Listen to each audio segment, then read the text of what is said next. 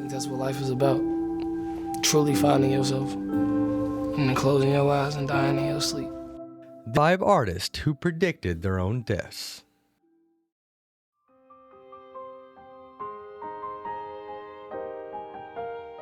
In 2001, Aaliyah was not just an R&B artist. She was in the middle of becoming something much bigger. Her self-titled Red album was out, Romeo Must Die was a hit, and she had already been cast in the Matrix sequels. She was crossing over into a full-blown Hollywood star. Then she sat down in an interview, and completely unprompted, she said she wasn't afraid of death. She described feeling a strange calm about it. Like if it was her time, it was her time, and she'd already made peace with that. 3 months later, at the age of 22 years old, she was gone. She was on a charter plane in the Bahamas that was severely overloaded and went down right after takeoff. Nobody worried about the interview and the plane crash was an accident, but somehow Aaliyah knew her fate, and somehow that makes it worse.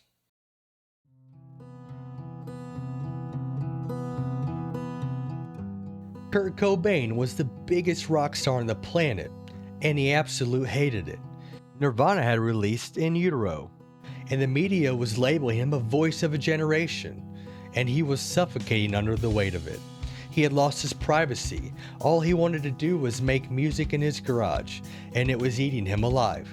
He told journalist Michael Azarad, one of the only media figures he actually trusted, that he could flat out not picture himself making it to 40. He just said it. No drama, no performance. Like he was stating an obvious fact that everyone else was somehow missing. He died by suicide in April 1994. He was 27. And the difference with Cobain is that his friends heard him saying things like this constantly. His inner circle knew. They just had no idea how to stop it.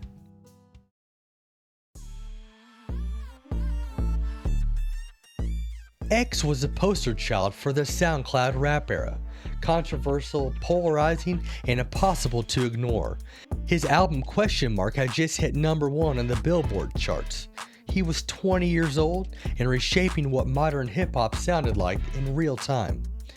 He sat down for an interview around that same time and completely out of nowhere said he had a gut feeling he was going to die young. The interviewer tried to move past it. X wouldn't let him. He said it wasn't fear, it was just a feeling. And he said he was okay with it because of what he was leaving behind. June 2018 in Florida, he was shot and killed during a robbery. Still only 20 years old, and he was right about the legacy. His music still has over 40 billion streams since his death.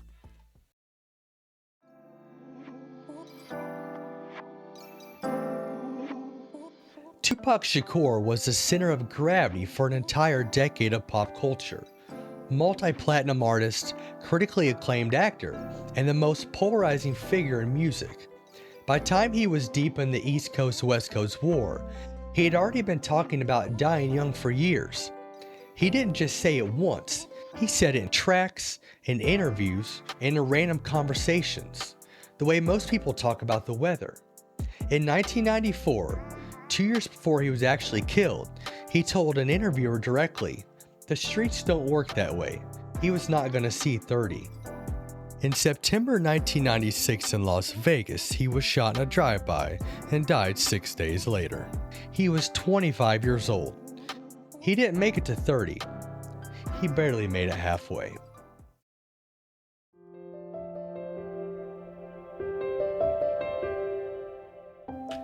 Juice WRLD built his entire brand about the idea that nothing lasts. Lucid Dreams made him a global streaming giant overnight. A $3 million record deal, collaborations with the biggest names in the industry, and underneath all of it, a catalog that kept coming back to the same theme. In 2018, an interviewer finally asked him directly, "Why does your music keep circling back to you dying young?" He paused, and then he said simply, "I just feel like I'm not going to be here that long." The interview laughed awkwardly. Juice WRLD didn't. In December 2019, he suffered a fatal seizure at a Chicago Midway airport. He was 21, And here's the part that generally doesn't sit right. He left behind a vault of over 2,000 unreleased songs. He was recording at a pace that didn't make sense, almost like something in him knew his clock was running out and he was trying to beat it. None of these artists were chasing tragedy or romanticizing it. They just seemed to carry this quiet, unshakable gut feeling that their window was shorter than everyone else's. And instead of letting that paralyze them, it pushed them to create as much as they possibly could before the door closed. 5 artists, 5 predictions, all of them right.